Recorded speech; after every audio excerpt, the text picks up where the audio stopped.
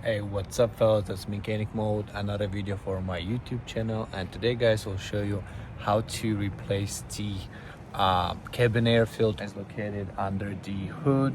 It's on the right side of the truck. It's on passenger side right here.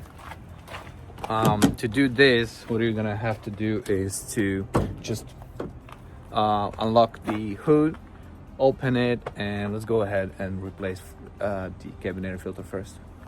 So here we go, we got our hood open.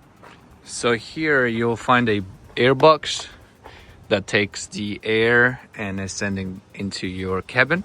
Particular filter is located here behind this little door. What you have to do is to push this down and slide it that way, as you see just in the video, just like that. And here we go, we got the filter.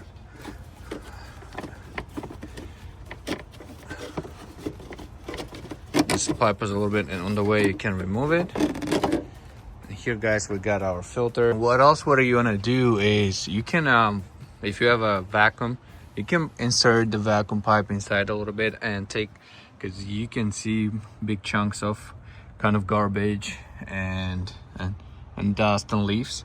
Make sure you are putting it this way.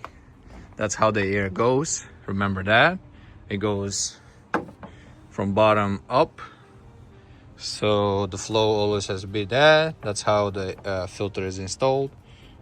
So here we go, we got our filter in. We put the door back just like this, right? And we just lock it